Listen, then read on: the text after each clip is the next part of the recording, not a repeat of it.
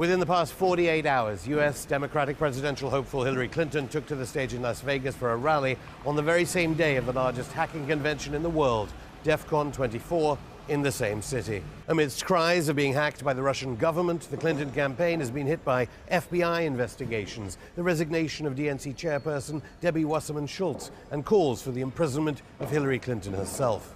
This all due to the WikiLeaks of thousands of personal emails from Clinton's account, separate to the one she should have been using on U.S. State Department servers. But could there be more that could put the presidential candidate behind bars? I'm Afshan Rattansi. This is Going Underground outside the Ecuadorian embassy in London, where WikiLeaks founder Julian Assange has been arbitrarily detained by the British government for 4 years. We asked Julian Assange whether he has the email that could put Hillary Clinton in prison and talk about whether the next leak could change the outcome of the US presidential election. That's all coming up in today's special edition of Going Underground. Julian Assange, thanks for agreeing for this interview. Aren't you worried that you're on this channel RT after being accused by Hillary Clinton, basically, of working for the Russian government? We know Russian intelligence agencies hacked into the DNC. WikiLeaks is now publishing all the hacked emails. I don't think WikiLeaks can be constantly worried about PR. I've been called a Mossad agent. It got so bad, in fact, that the ADL, the Anti-Defamation League, had to put out a press release denying that I was a Mossad agent. I'm not sure actually that's particularly helpful. A cat torturer, a CIA agent, etc. So it's expected with our publications. Russia has been brought up by Hillary Clinton, most recently, just a few days ago on Fox. So I think it is necessary to address what WikiLeaks feels is its perception of its own publication to the RT audience. Everyone accepts that the emails that we have published, the 20,000 DNC leak emails, are completely accurate. So no one is saying, no, I didn't say that in this email, it's a fabrication, etc. That's accepted. It's not surprising that it's accepted because WikiLeaks has a 10-year publishing record where we have never got it wrong. That's an impressive business. It's also why we take a while to publish what we have, because we want to keep that perfect record. Now, given that the real source is known, in this case, it is the DNC, it is Debbie Wasserman Schultz, it is the Louis Miranda, the head of communications. We know they are the original source. So there's quite a difficulty in the Clinton campaign to try and outmaneuver the publication. So the content itself is unquestionable, so instead you have to bring in some other actor. So the actor that they've tried to bring in is the Russian intelligence services. Hillary Clinton just said, we know Russian intelligence agencies hacked into the DNC. We know they arranged for emails to be released. Yeah, so actually she has a slight variant on the we know. I don't think she says emails, I think she says some documents. Because the difference here is that do state actors hack the political organizations of different countries? Does the United States government do it? Absolutely. Of course, it hacks the political parties of many different countries. Does French intelligence, Chinese intelligence, Russian intelligence hack political parties in order to collect intelligence? Yes. Did they hack the DNC? Has at least one state actor hacked the DNC? If you read very carefully, they say it's been hacked many times over the last 2 years. And our sources say that the DNC security is like Swiss cheese. The DNI, the Director of National Intelligence of the United States, several months ago said that both the RNC, the Republicans, and the DNC were being attacked by a range of actors, from philosophical opponents to states engaged in espionage. Now, the head of the DNI, James Clapper, who's responsible for all US intelligence agencies, he's the boss of the CIA. If anyone knows what US intelligence agencies knows, he knows. And on Friday, he had to come out and say that there's a lot of media hyperventilation, that they have no idea as to what motivation is, even if they did know who it was. So that's the head of the DNI dampening down ideas that they know who it is. Now, this is a separate question to the release of our emails. So in the US media, there's been a deliberate conflation between DNC leaks, which is what we've been publishing, and DNC hacks of the US Democratic Party, which have occurred over the last 2 years, by their own admission, a number of times. I think this statement by Hillary Clinton on Fox really does need to be tackled because it concerns us directly in our publications. What she is attempting to do is to conflate our publication of pristine emails. No one in the Democratic Party argues that even a single email is not completely valid. It hasn't been done. And the head of the DNC, Debbie Wasserman-Schultz, has rolled as a result. And whatever hacking has occurred of the DNC or other political organizations in the United States by a range of actors. Now, in the middle, we have something which is the publication by other media organizations of information purportedly from the DNC, and it seems to be the case. So that's a series of Word documents and PDFs published by The Hill, by Gorka, by The Smoking Gun. This is a completely separate batch of documents compared to the 20,000 pristine emails that we released. In this batch of documents released by these other media organizations, there are claims that in the metadata there's someone's done a document to PDF conversion, and that in some cases the documents, the language of the computer that was used for that conversion was Russian. Okay, so that's the circumstantial evidence that some Russian was involved, or someone who wanted to make it look like a Russian was involved with these other media organizations. That's not the case for the material that we released. Any Russian connections between Hillary Clinton and Russia? Any Russian connections there? Hillary Clinton has done quite well strategically to try and draw connection between Trump and Russia because she has so many connections of her own. Now, my analysis of Trump and Russia is that there is no substantial connection. Why do I say that? Well, because Trump was trying to invest in Russia before Putin in the 1990s, after Putin, in fact, nearly all the way up to the present moment. And he's had no success. He did not manage to build hotels and so on in Russia. So that shows how insubstantial his contacts are.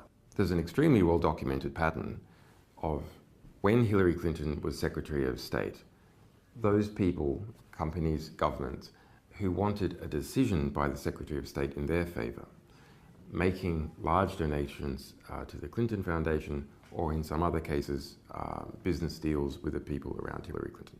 Now, one particular instance is the approval by Secretary Clinton of selling 20% of the US uranium reprocessing rights to a Russian company to be exported to Russia. So at that time, a large donation was made by those Russian interests to the Clinton Foundation. In addition, Clinton's campaign manager, Podesta, was on the board of a company called Juul Unlimited. And Juul Unlimited held some of these rights and received a $35 million investment from Russia. And that's a Russian government company. And also, Russians were on the board also with Podesta. So the kind of email revelations from WikiLeaks reveal that Hillary Clinton is a Kremlin stooge. I wouldn't say Kremlin stooge, but there is a much deeper connection on record with Hillary Clinton and Russia than we are presently aware of with Donald Trump.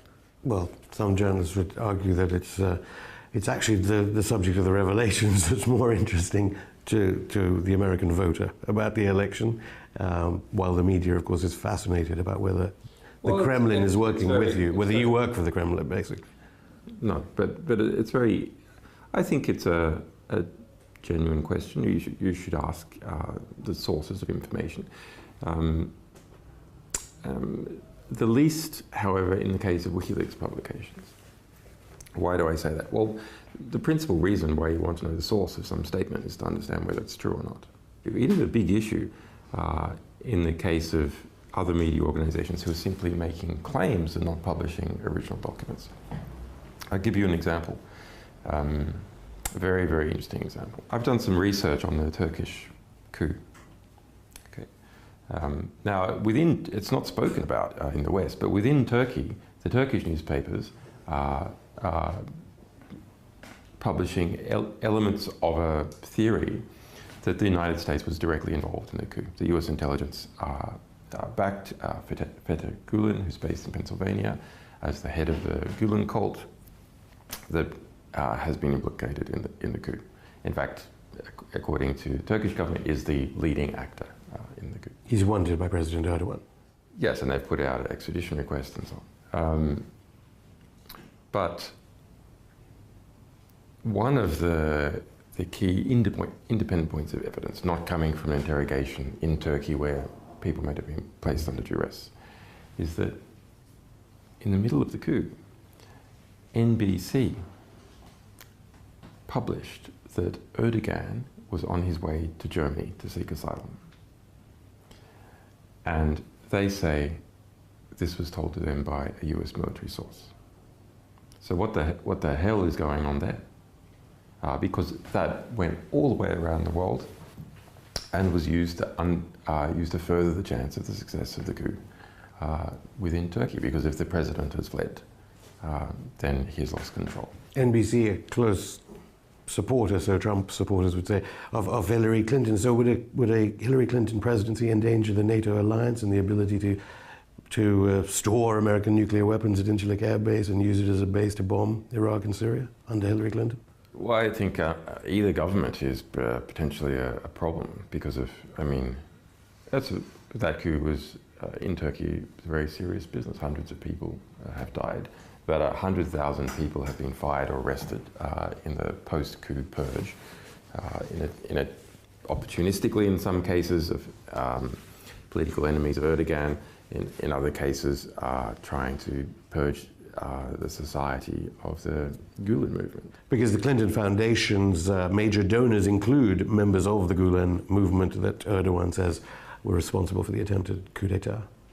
Right, so I mean, Erdogan's going to look at that and treat Clinton suspiciously. But I mean, you know, regardless of who becomes president of the United States, you have an extremely large bureaucracy, intelligence bureaucracy, that has its own mind in things. So he's going to look, unless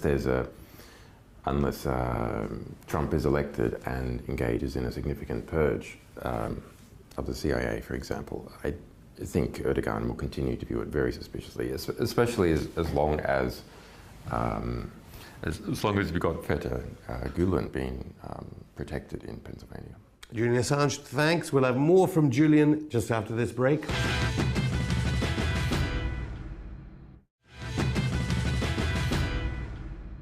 So back to the democratic process in the United States. Basically, the first batch you released showed, and obviously we did have, at least you've got to admire Wasserman Schultz for resigning very quickly after your emails were released, after the WikiLeaks publication. There was a dirty tricks campaign against Bernie Sanders, so Democratic primary voters didn't really understand what was going on during that process? So go back. Hillary loses the election, loses the primary process against Obama. At that point, Tim Kaine was the head of the DNC, the Democratic National Committee. Debbie Wasserman Schultz was Hillary Clinton's campaign manager. So then some kind of deal is done whereby Debbie Wasserman Schultz becomes the head of the DNC and Tim Kaine steps down. Now, if you're Hillary and you're thinking strategically that you're going to run again in 4 years or 8 years, to have your campaign manager as head of the DNC, controller of the, if you like, the regulator who's regulating the nomination competition, is a huge strategic advantage. Okay, so that now let's wind forward, and the 20,000 DNC leak emails that we released. Okay, so they're from Debbie Wasserman Schultz, head of the DNC, and 6 other prominent people, finance, communications, and so on. And so what they show is that within the DNC there was a unity of the most senior people, including Debbie Wasserman Schultz, to act against Bernie Sanders in the nomination process and for Hillary Clinton. Now, in what particular actions were performed? Well, there's a lot of discussions. There's discussions about we can use a captive reporter and push out the fact that Bernie Sanders might be an atheist and not a Jew, and this is going to cost him in the South. And where MSNBC, on its most influential morning program, Morning Joe, was defending Bernie Sanders, then Debbie Wasserman Schultz called up the president of MSNBC. Amazingly, this is not reported in the US media. It is reported in the US media that they called up Chuck Todd, who's the host of Meet the Press. Okay. Something much more serious is not reported, that Debbie Wasserman Schultz herself personally called up the president of MSNBC to apply pressure in relation to positive coverage about Bernie Sanders on Morning Joe, their big morning TV program. Okay. Then to my mind, what is the most serious from an evidentiary point of view? It is the communications director, Louis Miranda, making an instruction to his staff to pump out a black propaganda story against Bernie Sanders, saying that his supporters were violent, and to put this out in a, quote, unattributable, unquote, manner. Why do I say that is the most serious? Because it is an instruction given through the chain of command to staff. It's not a discussion. It's not any one person calling up another person. And it is to depict Bernie Sanders supporters as violent. So that is not just a critique. That is not just to give Sanders a break here or make things a little bit harder for him there. It is to demonize a Democrat in the eyes of the public. So the Democratic Party demonizing a Democrat in the eyes of the public through covert means. Well, there is no way, presumably, Hillary Clinton can win if there is a link between Hillary Clinton and ISIS-Daesh. Now, I know your WikiLeaks is reviewing all these different emails. You have so many of them, and you need to look at them and who they can damage, who they can't, all sorts of things WikiLeaks does before releasing them. President Obama is now bombing ISIS-Daesh positions in Libya, so it's reported. Did Hillary Clinton use Libya as a conduit to sell arms to ISIS-Daesh in Syria?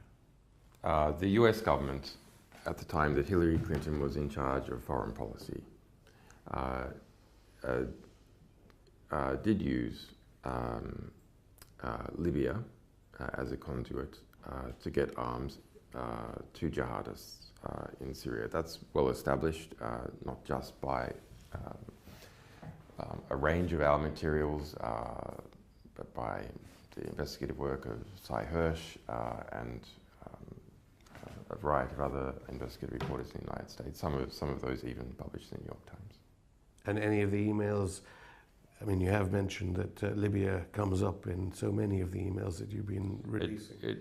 As regards Hillary Clinton as Secretary of State. In the batch of 32,000 emails we released a few months back, there are 1,700 in relation to Libya. So including, I suppose that the most useful one is, which is colloquially referred to as Hillary Clinton's Libya brag sheet. So she was documenting all the ways in which she led the invasion of Libya in a political and, to a degree, an organizational sense. So pushing it within the US government, bringing in the European partners, etc., etc. Okay. Even going there herself personally. Anything to add to reports that, according to the French papers, the big French industrial conglomerate Lafarge, which has been donating money to the Clinton Foundation, and has got the reports in the French press were it was it was relating funds with ISIS-Daesh. Any information, any emails that connect up Hillary Clinton to ISIS-Daesh through Lafarge? Well, most of this work was done by Le Monde, so that's the New York Times equivalent of France. And so what they show is that Lafarge, which is a giant, amongst other things, a giant concrete company, transnational concrete company, was involved in Syria. There's, interestingly, more than 350 Lafarge-related emails in our Syria emails release. So that's 2 million emails that we published about Syria, including the personal emails of the President Bashar al-Assad. And so the investigation by Le Monde reveals that they paid ISIS-Daesh money, taxes, if you will, for their operations in certain areas. Yeah, they engage in a variety of business deals. Donor to Clinton Foundation. We're waiting. And Hillary Clinton's involvement is that money from Lafarge in 2015 and 2016 went to Hillary Clinton Foundation. So that's recent. Now you ask, why go to Hillary Clinton Foundation? Actually, there's a long-term relationship between Lafarge and Hillary Clinton. She was a member of the board, for example. Do you expect that, I know you can't comment directly about the pending email releases from WikiLeaks, but do you expect more about the Clinton Foundation? Yes. I have to also get to Yemen, because Saudi Arabia does crop up in some of the emails you've already released. 20 million people now facing humanitarian disaster. Clinton Foundation mentions to, there was no mention of the Clinton Foundation at the DNC conference, noticeably, at all, about the good works it does. Do you think part of it is that connection to Saudi Arabia, let alone the 28 pages connection of 9/11 to Saudi Arabia? What is the connection between Hillary Clinton and Saudi Arabia that certainly got Israel angry? Well, it's extensive. I mean, the relationships between Hillary Clinton and Saudi Arabia, between the Clinton Foundation and Saudi Arabia. Saudi Arabia is probably the largest single donor to the Clinton Foundation.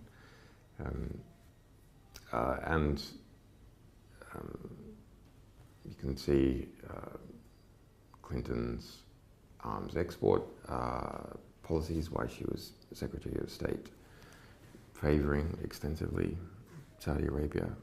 Yeah, William Binney, the whistleblower who's been on our show, says that the NSA can easily get access to all these emails. So if there is illegality in the pending emails of your release, or malfeasance in the ones you've already released, President Obama could presumably act on it and get Hillary Clinton charged, regardless of whether you're about to release an email, which would mean that James Comey of the FBI would have no alternative but to arrest Hillary Clinton. Well, our view, which we have already stated, is that if the evidence that the FBI has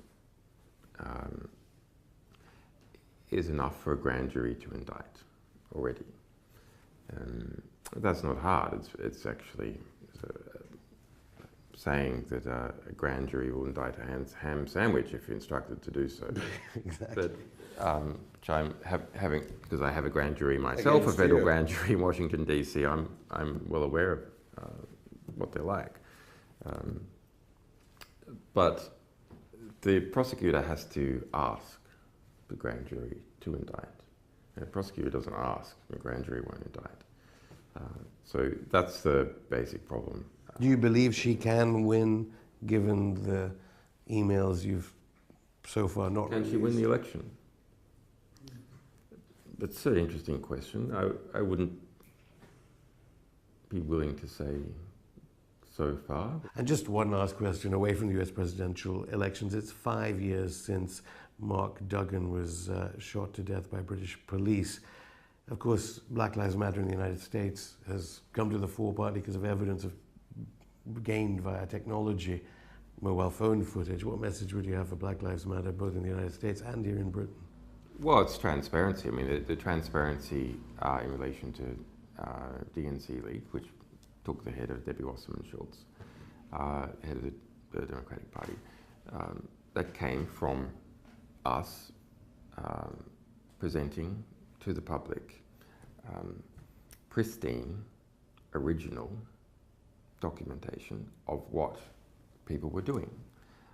And the Black Lives Matter movement has come up, yes, by hard work for activists, but the core of what is driving it is footage that is undeniable, that everyone, it's not a matter of do you believe the police, do you believe the friends of the person who was shot, the witnesses.